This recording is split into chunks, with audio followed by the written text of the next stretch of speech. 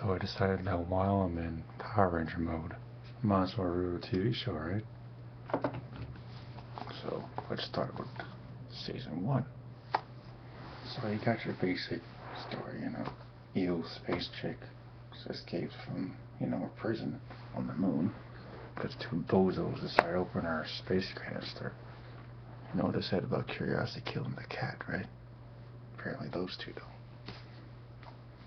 So her plan is to destroy the nearest planet, which of course happens to be Earth.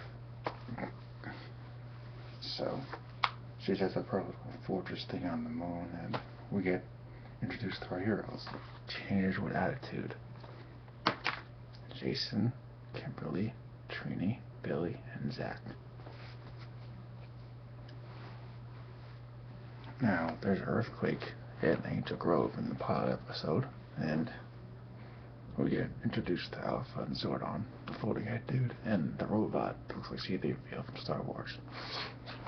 So, Jason and the gang are teleported to the command center, and they're given their morphers. They're told that they were chosen to save the world, that they have to defeat Rita and her army of putties and whatnot. Of course, at first they're resistant, because who wouldn't be given an opportunity to see the freaking world with superpowers? Why not be resistant? Why not say, let's get out of here, I wouldn't. Yet these, why don't I walk away from that? That's just me. So yeah. I can see, watching the episode today, earlier today, I could see why the show became so popular. The pilot episode alone got me into the story. I mean, not just because Kim was so damn hot, but just the story alone and just how well it stands up today against that crappy TV shows kids go with now. Honestly. And don't get me started on those stupid new Power Rangers on TV. That's a totally different issue right there, which I will go into in another video. But yeah. So they come the Rangers, and they go to a command center every once in a while to get orders from Zordon and whatnot. A couple episodes later, you get introduced to this badass right here, the Green Ranger. He comes on the scene, kicks their asses, literally kicks their asses, and I'm like, whoa, where'd that come from? Go from fighting giant monsters to this dude that's basically one of them. No weapons, no Zord, kicks their butts. One of those, oh my gosh, that just happened moments. I remember, sitting there, probably had like a Power Ranger action figure or something back then. Sitting there like, did that just happen? Wait. And then it was one of those moments where he jumped up and opened the back door to the Megazord. It's a back door? Oops. Like, that will make it look like it's like magic or something. They jump into their Zords or whatever. He opens up the back door and he'll fall out. Finished. And ironically, I actually believed him. Because it was true. At least in that first part. Wow. Now, Green with Evil. The Green with Evil miniseries is probably my favorite out of the whole Power Rangers series.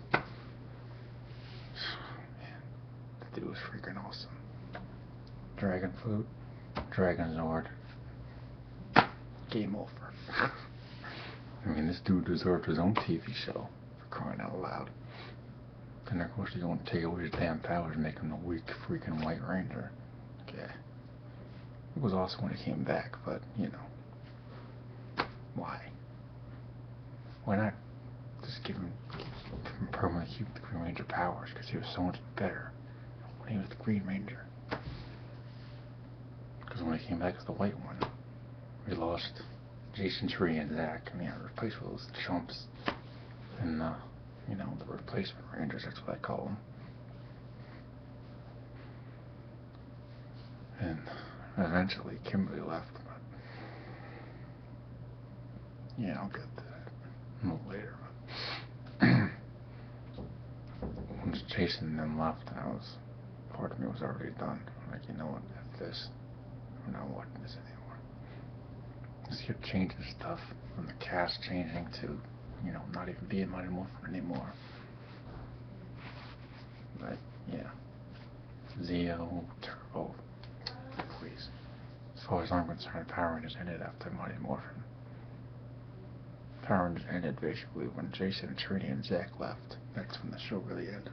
The movie was pretty good though. Although, can only imagine what it would have been like with the original cast. I know you can too. Well, if I recall, I think. Oh yeah, I forgot.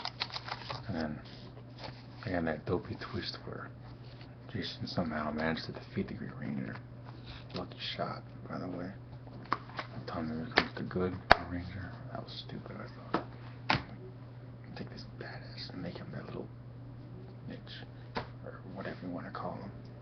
So they basically did. They just dumbed him down to be the Ranger that comes in to save them whenever they're in a jam. Because all of a sudden they can't take on giant monsters anymore after the Green Ranger joined the team. Tommy just disappeared. Oh, I need to go to karate practice or something. The Rangers will be fighting. 5 Rangers will be fighting a monster in the Zord and can't take him down. What? You guys are doing fine before he came along. Now you guys can't take on a giant monster anymore. I don't know. The own just rambling on, or me just fanboying me, just wanting there to be more Green Ranger and less, you know, stupid writing for the show.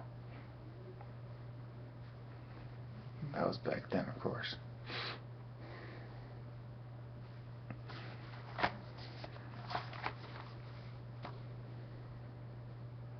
Season 1, Volume 2 continues the story of the Rangers. And basically, what we get in this part, this half of the season, is more Green Ranger, but at the same time less. Because, for some reason, his powers start to fade away, and, you know, eventually Tommy has to leave, and we're back to the 5 Rangers again. And let me tell you, back then, that was definitely a bummer. I'm watching it recently, when I got it on iTunes. I was like, no, you know? And that's the fanboy in me, of course. And just in general. Yeah.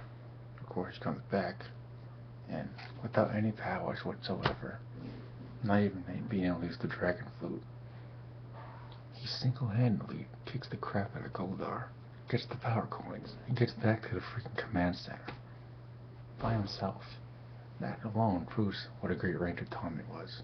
Still is. Always will be. And of course, before that, Jason was the best. He still is. He's still my favorite, as you can tell. On my, you know, my jacket. And, I had my issues with the season going forward, such as Season 2. It's mainly the second half of Season 2 that kind of ticked me off, as I explained earlier, with the cast change and bullcrap that had going on. Yeah, that was, I don't know. It was quite a turning point in Power Ranger history, as any fan would agree.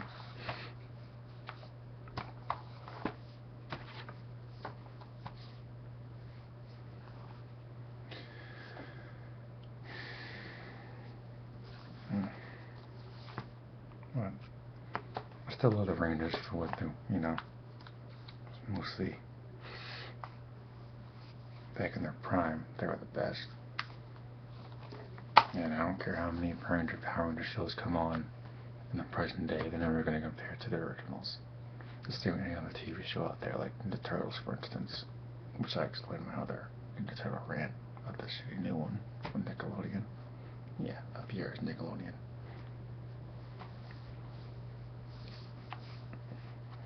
Nothing can possibly compare to the original Power Rangers.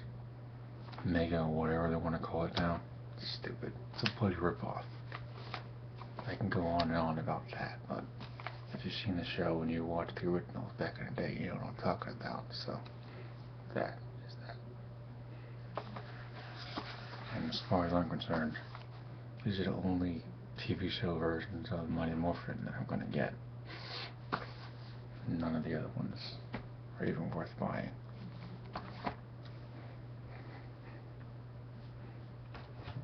So, that's my review of Power Rangers Season 1, or, the series in general.